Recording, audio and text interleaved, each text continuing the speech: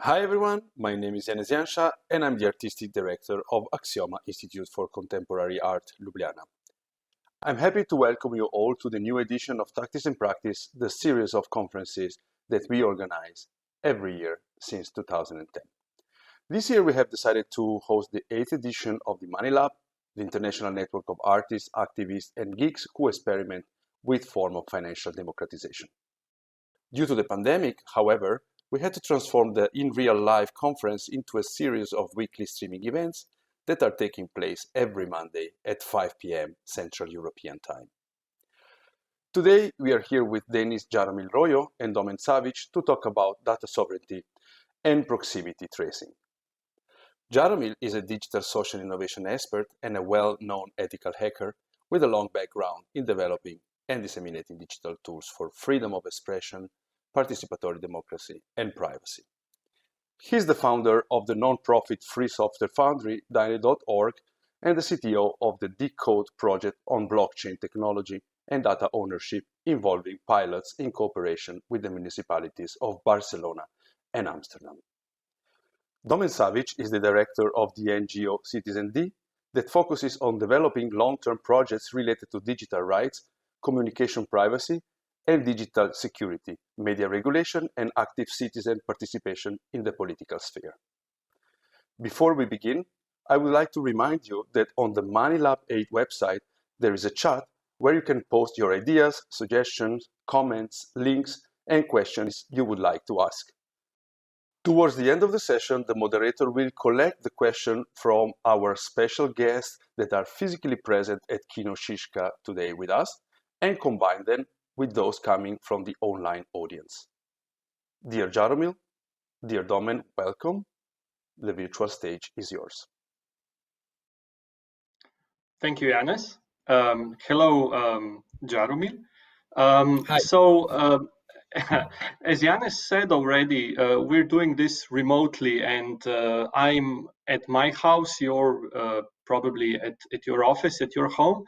And one of the things that keeps popping up in this pandemic COVID-19 times is, when are the apps going to save the world? So before we begin, I would like to hear your thoughts on the whole issue of apps saving people through push of a button, to say. Hi, thanks, Dolma, for the welcome. I am a little bit displaced these days, and this is the less messy room of my parents' home, namely my sister's room. And basically, I am pretty much sure that no app can solve the problems we are going through, but that's a fast conclusion. So I'd like to give some context before about this reasoning. Not sure where you want to start from. Well, you wrote about apps and proximity tracing and the reasoning behind it. So first, I would like to hear some of your introductory thoughts on the principles and on the importance of, let's say, proximity tracing through different apps. Yeah. So, well, let me start first with a definition of the problem. I think that we are witnessing, besides an event that we'll hardly forget, an increase in mediation of all sorts of interactions. And I believe this is a useful framework to understand what is really happening. We are being mediated more and more. The digital dimension has been already a strong mediation of interactions through the years. And this has brought some advantages and some disadvantages, of course. Some overestimations of the tools and some novel forms of communication or even art production. So mediation means basically that our expressions, our thoughts, our communication is mediated So there is a sort of third or fourth or fifth, but okay, let's call it third dimension in which our communication passes through, and therefore there can be also so-called middleman, someone in between that can also tap or exactly also deviate or add or subtract from the communication. So this condition of mediation will just increase through the physical distancing, sometimes wrongly defined social distancing. The physical distancing is basically taking most of the digital tools that we have at hand as a solution for the sanitization of our conversations and interactions. As mediation increases, the channel becomes more discreet, less moist, let's say, and the telematic channels that we build through between us, they become more and more approximated. So I start with this introduction of the problem because I believe that it's useful to keep this sort of old categories. Most of the people that are following now, probably they think there is nothing new in thinking about things this way. And I believe it's a good thing to frame it in a more historical and settled perspective. So while we are increasing, so there is no exceptional thing in what we are doing. We are just increasing the mediation of our interactions. We need to understand what we lose with that. And now I make a very concrete example. Schools, for instance, that has been, it's an interesting topic, how we mediate now the interaction with schools. I'm here in Italy, where the crisis has hit very hard in the last 2 months, and most of the schooling is happening online via telematic means. And now there is an envisioning of how we are going to school in the coming year. It's envisioned that it can be online, and there is an attempt to actually move most of the didactic activity online. What is often overlooked is the fact that by being online, and I'm saying something obvious on purpose, just to make the argument a little bit simpler, being online, we do not have the presence, the physical presence that is very important and through which a lot of the communication is vehicled in pedagogy, in teaching, in didactic activities. What I'm trying to say is that physical presence cannot be substituted in a pedagogical activity so simple as with a video and audio, and not even with more enhanced features like slides or chats or whatever we try to use also to make this conference more appealing. Now, before everyone's attention is going down because of this, I like to say that there is no substitution of physical activities with mediating them with the digital mean. There can be a different perception. We can adapt to this perception to narrower channels, to less stimulation, and we can try to make it to work for us. But this will be always a sort of impoverishment, a lesser experience for the communication that we vehicle.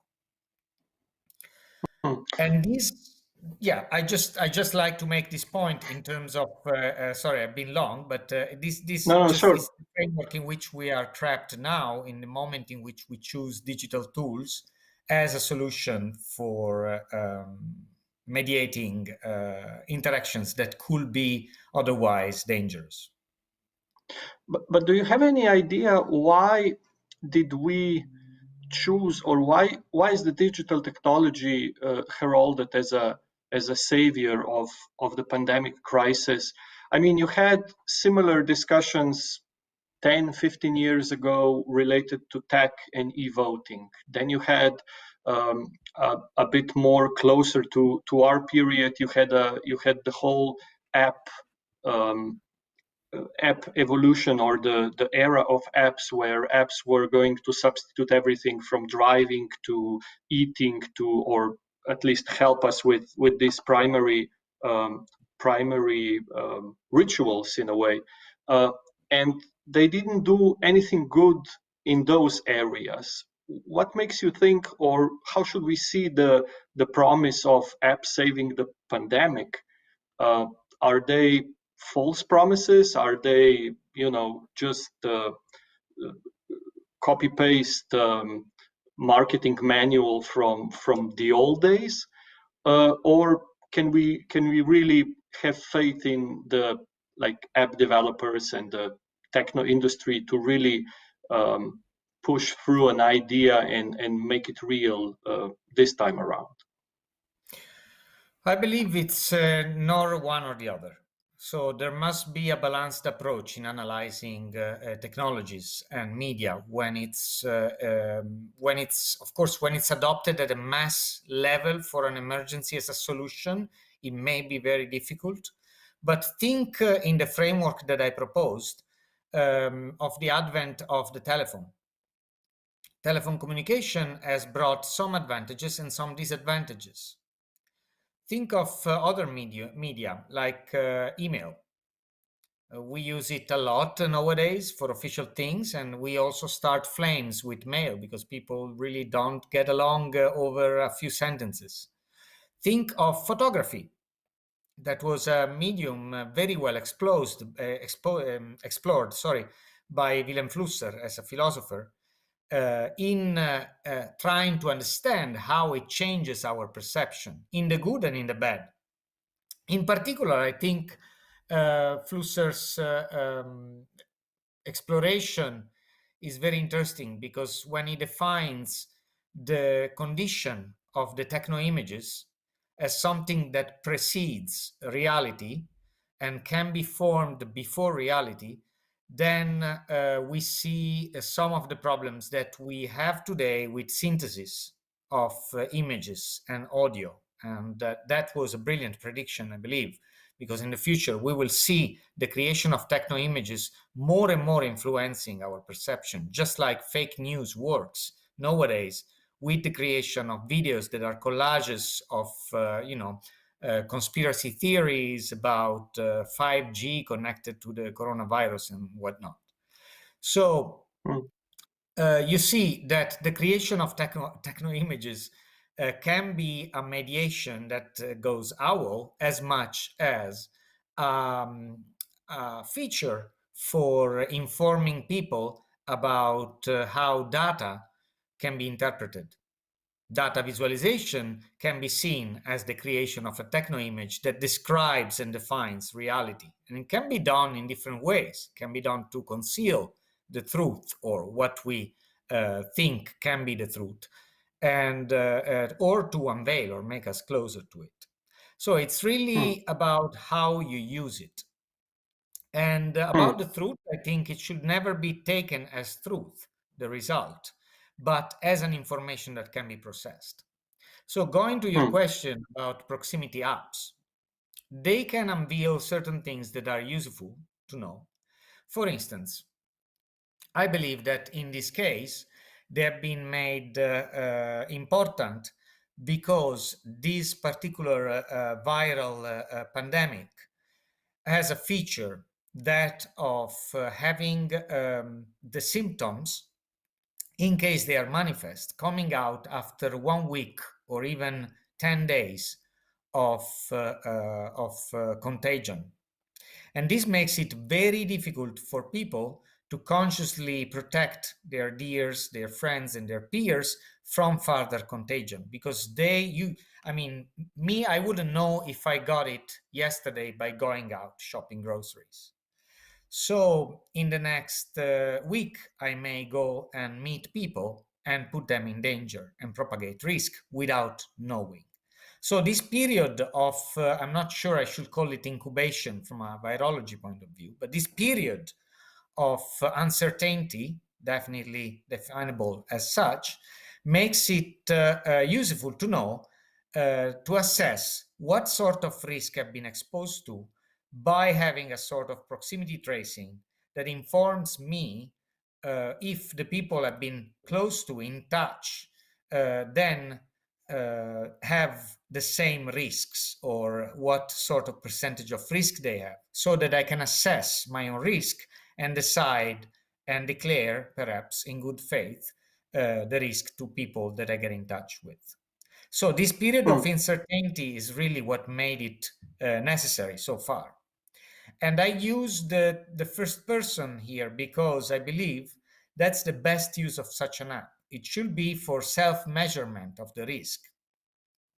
The bad use of this medium is then a top-down use in this case, a use that tracks people without giving them the consciousness of their position, of the consequences and their risk, but basically has a top-down approach in which you're tracked around and you are being monitored and perhaps assessed for your risk, for the risk that you bring into the working environment, and so on and so forth.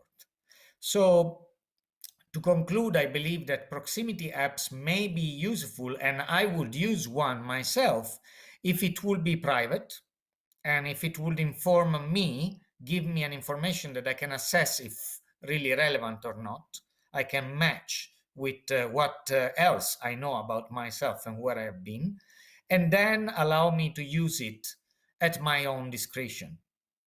If this information is gathered about me by others and is even somehow concealed from me, then I have a problem. And everyone, I believe, should have a problem. But I mean, I have questions. So the first question I have is, I think that you're, unlike your previous speaker, Evgeny Morozov, last week, I think you have great faith in the individual and his social touch, or his social awareness, in a way that everybody will be conscious about it, that their actions or an action of individual can cause great harm to wider population. And for that end, or to that end, everybody needs to use, let's say, the app. So I have you have a problem with our first issue I would like to discuss is this this liberal view of an individual, of a citizen, that is so much into this pandemic fighting crisis, that, you know, does this without any coercion or without any top to bottom pressure in a way of mandate laws, policing this app, that you know, a user is using the app because he knows the app is good. Obviously, it's not going to happen like that in a normal, whatever that means, society. So do you have any thoughts on overcoming this first barrier of reaching a critical mass of app users? Well, I am not really into making people using an app. I believe in voluntary computation. So I think that everything that one should run, everything that one decides to run on his or her own computer should be consciously chosen. There should never be a code executed without a participant consent. And this is a principle that I'm glad also Richard Stallman in previous conversations shares. And in general, the Free Software Foundation tries to bring forward with its own ethics. So I do not believe that everyone should be using an app. I believe that proximity tracing in this particular condition of a pandemic may be an interesting experimentation.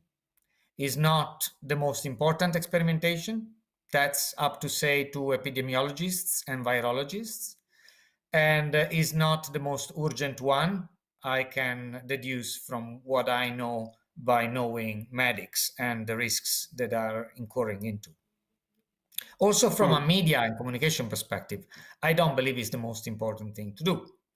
But since it came out as a cryptographic tool that could be an interesting experimentation, being myself involved in cryptography as an applied cryptographer for 10 years now in development, after my involvement in streaming and digital signal processing, then I got involved into analyzing these protocols. And I got passionate because of Carmela Troncoso and her effort to develop a privacy-preserving protocol.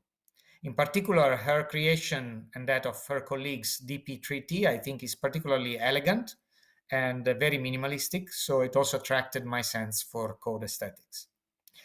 And about people that are empowered, I would put it in this way and not in the typical dichotomy like neoliberal, individualistic, and social behavior. I do not believe that people should be told what to do all the time. And I believe that when they decide on their own, when we decide in context, in a contextual way, keeping the integrity of our social and affective bonds, then we can be empowered to decide and we may take good decisions. And especially when we are well informed and we have the tools. And this is what I call empowerment. And I think it's a very important concept that comes from the struggles of minorities as that of the African Americans or the feminist movements in the past decades. So empowerment is a very important concept when it comes to discussion of how we should make people behave. Let's empower them to take decisions. And this comes from a third position, which is often not mentioned when we are into a discussion about neoliberalism or socialism, which is that of humanism. I believe in humanity, and I believe also in nature beyond humanity, and in the synergy that we can recreate through it. So I'm not only afraid of viral new monsters at any scale, but I'm also enthusiastic about what we may become through a hybridation of our experiences. Okay, so a quick notice to our listeners. If you just joined us, we're talking to Denis Jaromil Roio about the COVID-19, the decentralized and centralized proximity tracing. If you have a question, there's a chat. You can type in your questions, and we will select few of them, or maybe all of them, if there's enough time, at the end of our conversation. So my next question would be the everlasting debate between privacy and security. Again, this is something of a reoccurring theme in the past, I'm going to say 20, 25 years, that you always have these two conflicting arguments. You either have security or you have privacy. And you also mentioned that proximity tracing and tracing related to the COVID-19 pandemic offers a threat of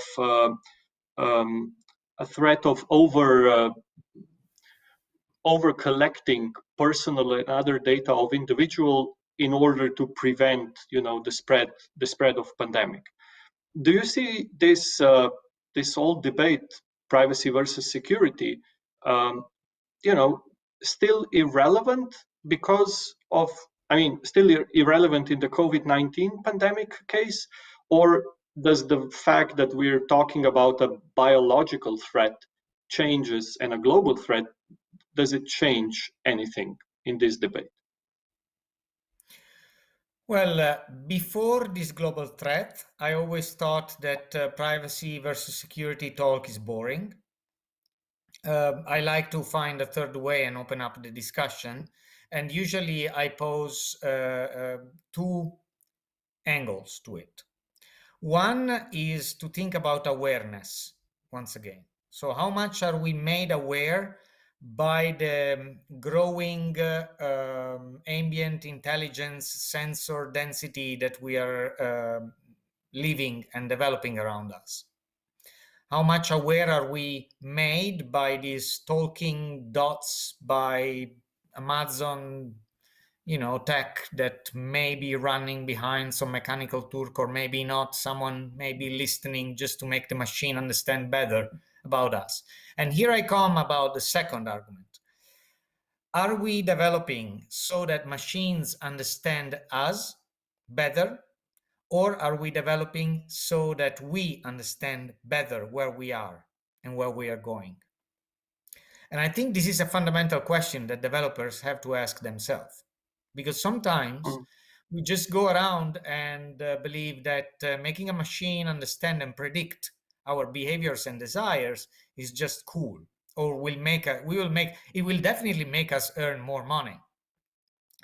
The main goal of the flight industry, the travel industry, for instance, has been to predict people's desires or where to go, because that way you can reorganize your logistic.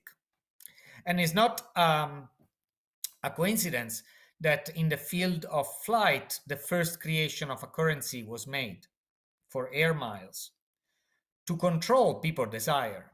And here we go back to the first theories about philosophy of money, 𝗙𝗶𝗁𝗁𝗍𝗆𝗆 𝗙𝗁, where we understand that money is the most direct mean between people and their desires, is the real medium between people and desires. So what I'm getting at here is, what do we use the tech? And here I'm bringing in a new element, also money. What do we use it for? To understand better ourselves and what is around, or so that the tool understands us better? So far, with the most used medium in the world, money, the latter has been happening. The financial markets are predicting our behavior and are reacting and are guiding our behavior. And this will happen also in the case of this pandemic. And to conclude, I put a lot of meat on the fire, I know, or veggies. To conclude, I just introduced one project that our collective at Dine, in particular Gaetano La Rosa and the Radium, have been working on.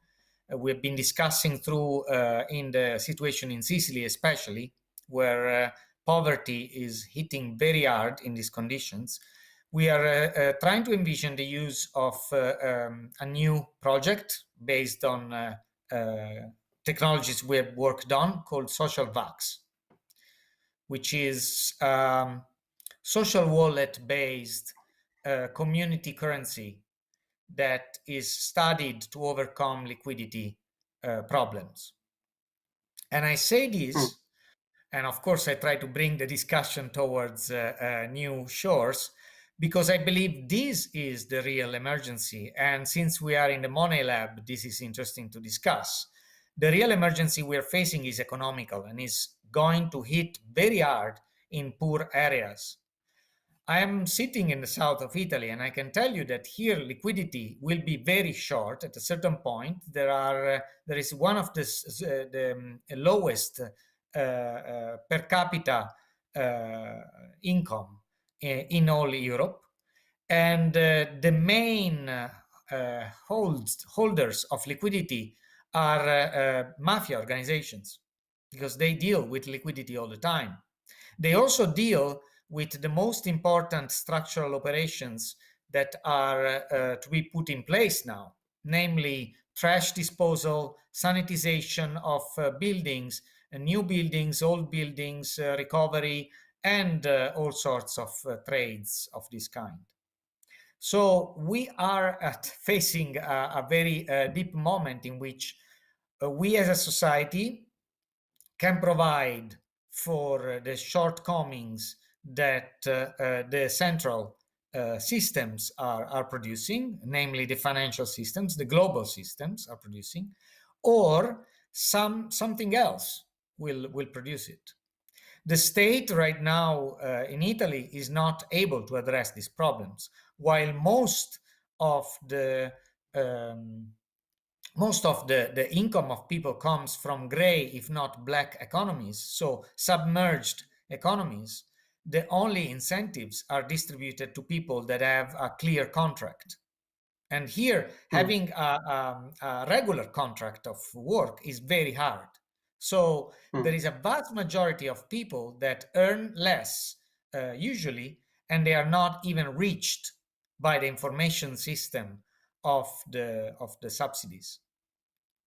So this is the sort of situation we are facing, and I think, yeah, talking about proximity tracing app is trivial, if not a interest of a cryptographer that is getting bored in his lockdown period. So pardon me if I wrote my blog about that, but that's something I'm at least expert on, and it helped me to go through the days.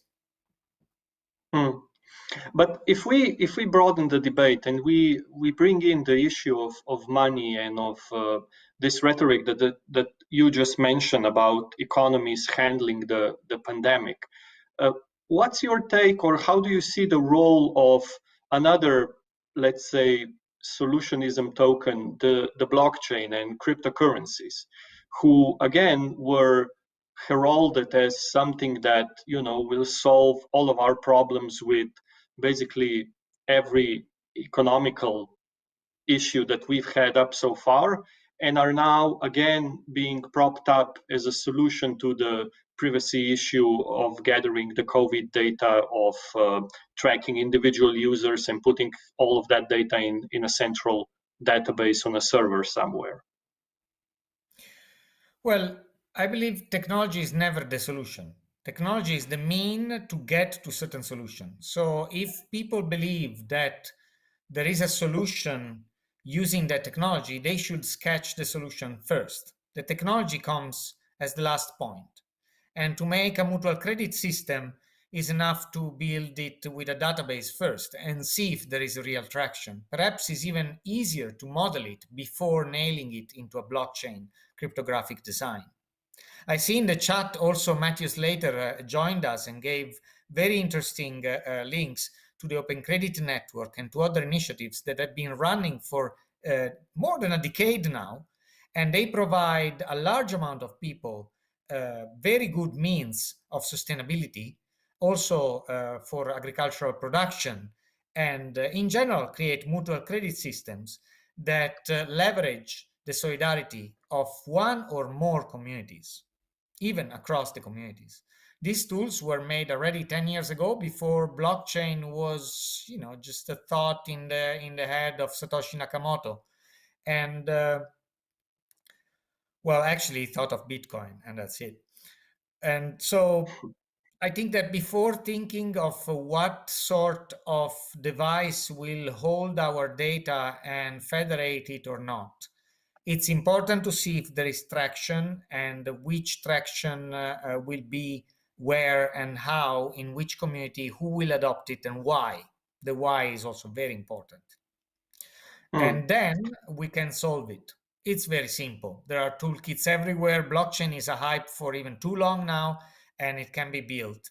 The problem is not having tech there. The problem is people.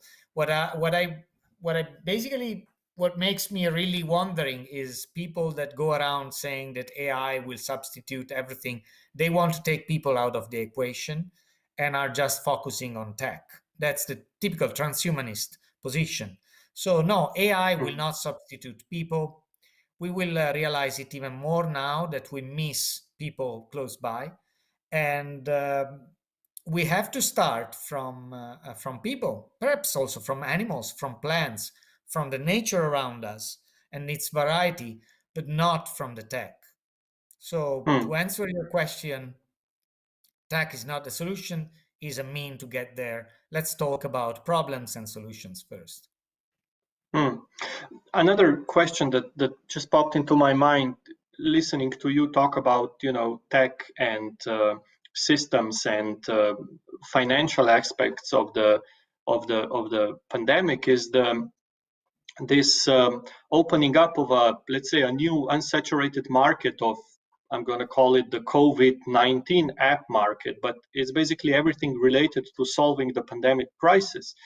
And again, looking back onto the world of big tech and these co-regulatory attempts of the industry and governments and other players trying to rein in some sort of some aspects of big tech, are now facing another question of another unsaturated, unregulated, and newly discovered, let's say, market of the COVID-19.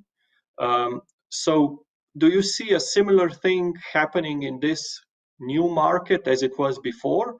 Or do you see something, do you see a radical change coming up in terms of handling the, everything related to tech and the pandemic?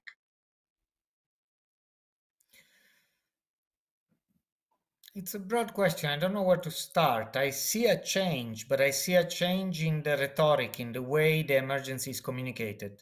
Perhaps it's not a change. I mean, arguably, Giorgio Agamben has been right there in pointing out that this is a state of emergency, although is getting a little bit flattened into that. What I think is changing is really the rhetoric of need and sacrifice and labor. Comes to mind my professor Pierluigi Capucci when he lectured us about at the Planetary Collegium about the rhetoric in war, the war rhetoric, the war propaganda. And in Eastern Europe, people may be very familiar with it just in recent times. The war propaganda sort of builds this romantic notion of a community that has to resist and sacrifice, and therefore exploits people and their labor. So this is the change that we are seeing happening. And the first people that are hit are the medics. In Italy, there are already movements of medics unionizing for the sort of exploitation they are witnessing. In the midst of the emergency, they were sent to the front, so-called, saying it's a war and you have to be courageous and you're a hero and the heroes must die. And they were sent without proper protections, proper, preparation. Many of them have been exploited. In the northeast of Italy is happening that the top managers of the health system are blaming the students, the specializing students, for the errors that have been done. So the top is blaming the bottom and the least responsible. So, like the trickle down sort of responsibility dynamic. And in general, there is a huge sacrifice that is demanded from people that I know is working 11 hours in a row for 11 days in a row. That's what I've heard from people I do know are working around the clock. And that's, I think, insane, inhumane. It cannot be justified by any rhetoric of war, so-called.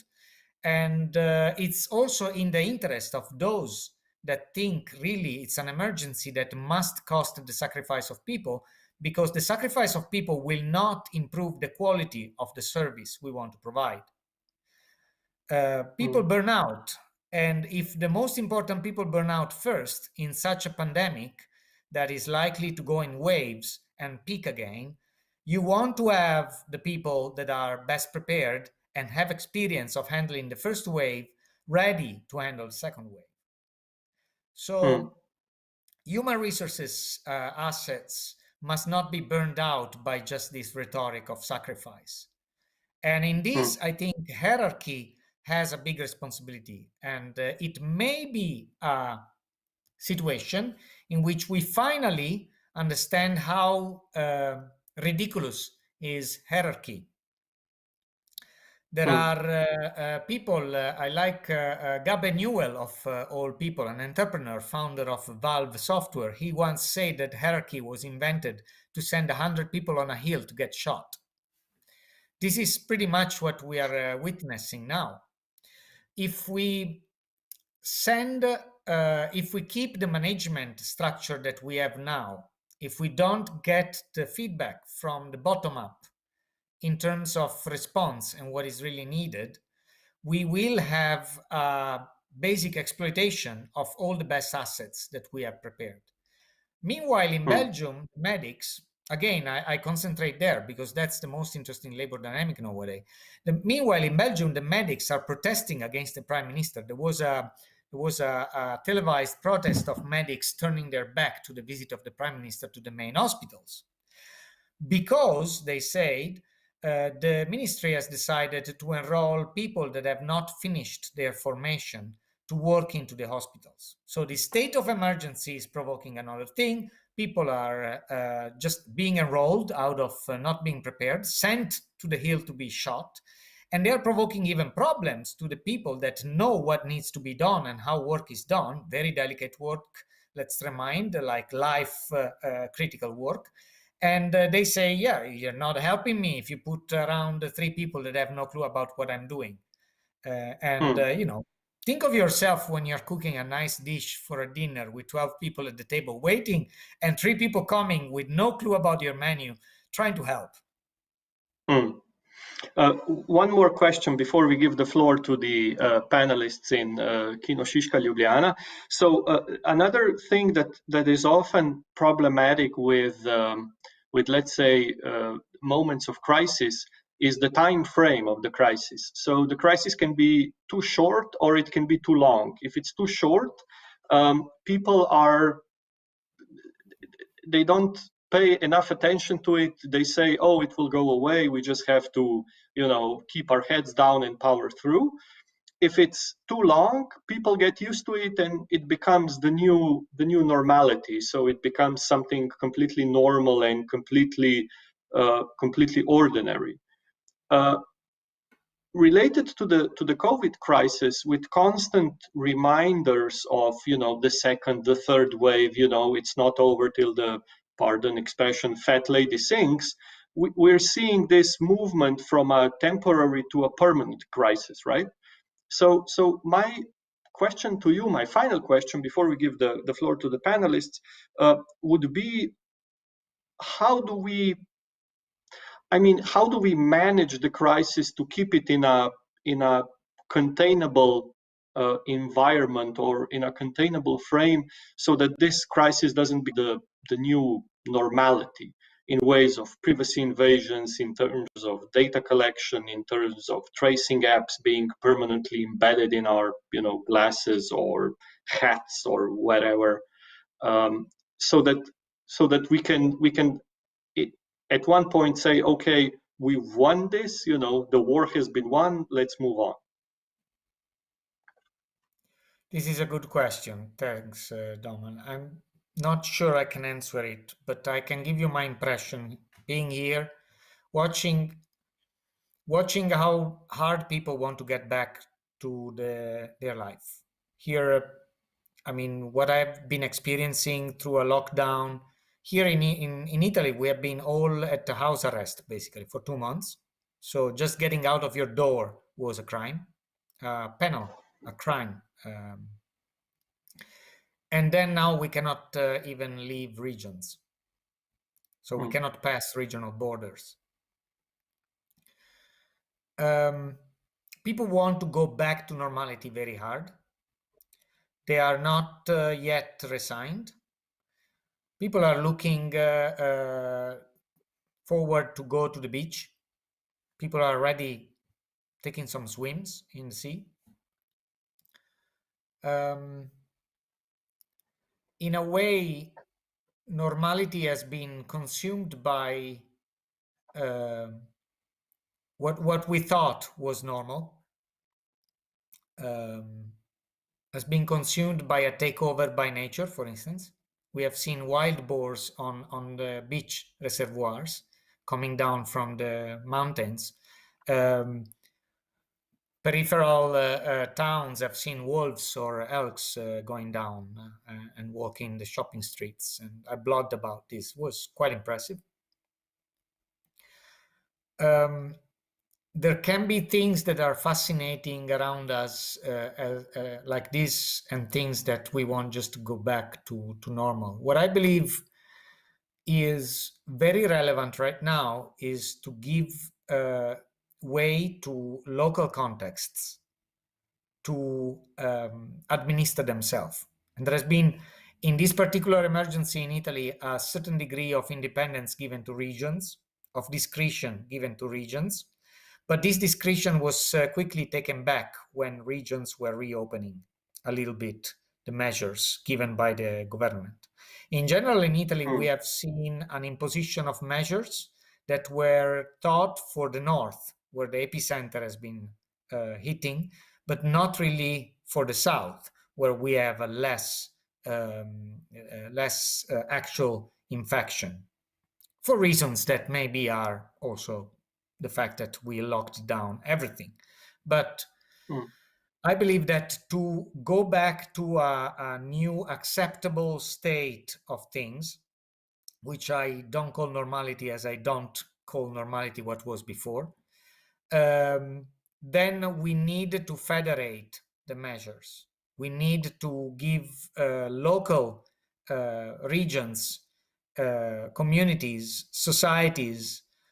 In this case, in Italy, we have dialects even to distinguish between boundaries, the sort of way for self-governance. Otherwise, measuring, just as a simple example, the measures of a city, of a dense settlement, with the measures of rural settlement in the country, in the countryside, is pretty stupid. It's pretty dumb. There are different conditions, and dense settlements have been proven to be the main places where infection happens, while countryside is way less infected. And well, there are things that can be improved, and I believe that local governments in general, local administration, or just local collectives can decide better in the moment in which they understand that the threat is real and that we must decide to protect our elders and the weaker people that are exposed to this threat. To conclude, I think that I'm proud of still being here in Italy because Italy has chosen to protect people that are weak and are threatened by this. I don't believe herd immunity, given the numbers of infection, is affordable. And I think it's not affordable to lose a generation of people. Okay. Thank you, Denis, for joining us in this 𝗏𝗏𝗏𝗏 video chat. I wanna introduce Nika from Kino Šiška with her panel of panelists, so they can pose some question as well. And for those of you who are listening, there's a chat. Write your question there, and after the panelists have their say, Nika will select a few of them, and you will get an answer from Denis Jaromil Roio as well. Thank you, and Nika, take it away.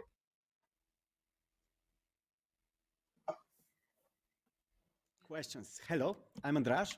My background is in kind of IT activism and similar, but I'm also head of a data science department of a company that does recommendations for stories on the web. Hello, Jaromil. Great to see you. Hi, Andraž. Nice to see you. Long time. It's been a while. It's really hard to kind of disagree with you, since you basically take very balanced and nuanced approaches to the topics. So I'll go for a provocation, and that is, if the parameters of this virus, this epidemics, were slightly different, and it actually had, let's say, a very high mortality rate in children, how would that change your kind of balance of what measures are just and needed versus not, and what is a sacrifice versus not? It's very hard to find an answer, actually. First of all, because I'm not an epidemiologist, and I really don't know the sort of demographic modeling that would go from it. But in general, I believe that if I actually don't know, also from a virological perspective, if children are a vehicle for the infection.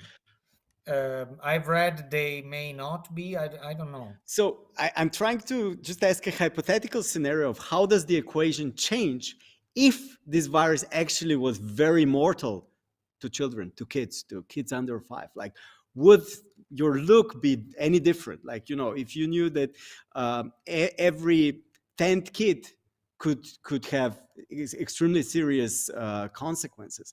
Like, does the equation of what's acceptable for the government to impose change? My own perception wouldn't change.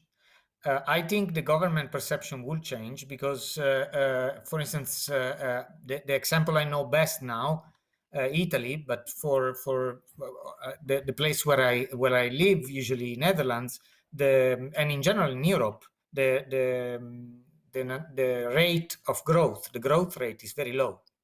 So it will be a concern, definitely. It will be a concern for smaller states like Netherlands or Slovenia, because they are also linguistical minorities somehow. So there is this complex in certain smaller countries of Europe about preserving the language and the culture. And so I think it would have been, if not equal, even more of an urgency. Okay, cool. Thank you.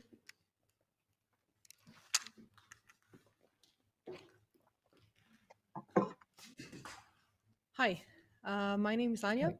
I'm a president from blockchain think tank Slovenia, and also been running an initiative called Global COVID-19 Policy Responses. And basically what we are trying to do is a collection of all the policy responses from around the globe. We've been in touch with several lawyers from Italy as well. To our understanding, what is happening right now in Italy is that the fragmentation of all the laws and policies is pretty high. So what you've been describing, the localization, that indeed, in comparison to all the rest of the areas in the world, is quite high in Italy already. Now, my question is, because we can see that a lot of times when we have the centralized authority and when we do have a top-down approach, the measures are being effective. Let's take into account Singapore, for example. But then when it comes to Italy, we've seen that the mortality rate was catastrophical. So my question is, if we go decentralized, how do we achieve the distributed governance, and how do we achieve information flow that is going to be sufficient for times like the epidemic?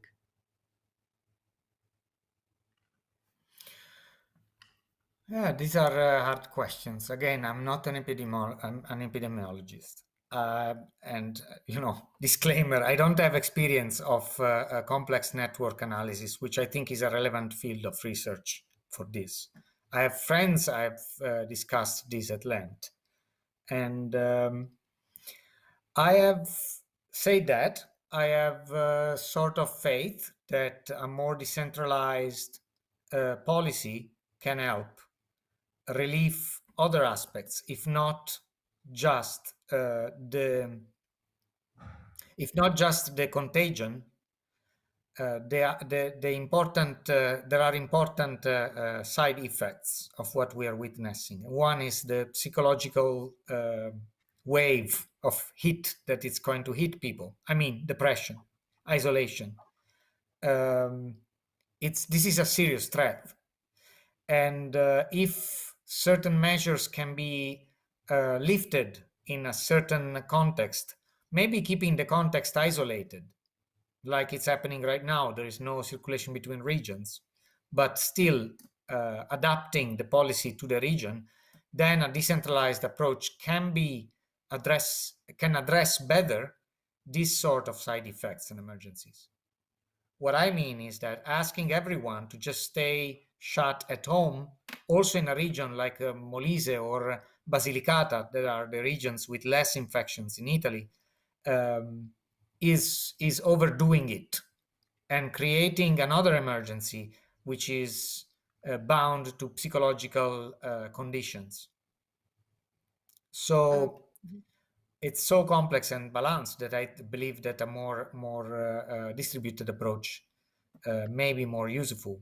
I'm not sure I answer your question. Maybe just a sub question to that, because you were mentioning the local currencies. In fact, if we do implement local currencies, how do you think this can contribute? Can you elaborate on that a bit more? Yes, I believe in general, local currencies, when they are made complementary and they are not necessarily bound to financial markets, so they are not marketed as financial assets, they can be very useful to balance the actual use value, so the value of work and the time of people and the availability of liquidity, which nowadays is completely bound to exchange value. So when we have the liquidity that we use to survive, to go through the days, completely financialized, bound to exchange value, then in the moment in which we are, the creation of a subsidiary, complementary, even alternative, some people may argue, currency can help to to raise the use value of the liquidity. I'm sorry, I'm being extremely brief. Perhaps I should do an example.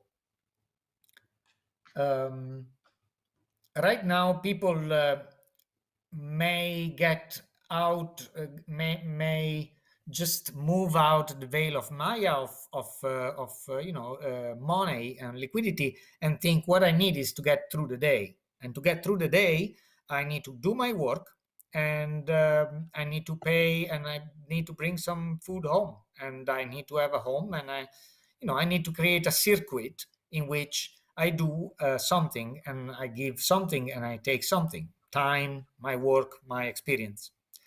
And the liquidity that we use, the token that we use, is not anymore enough because of various reasons. We will see what happens now with inflation, because there is high emittance, and basically the same strategies adopted all over.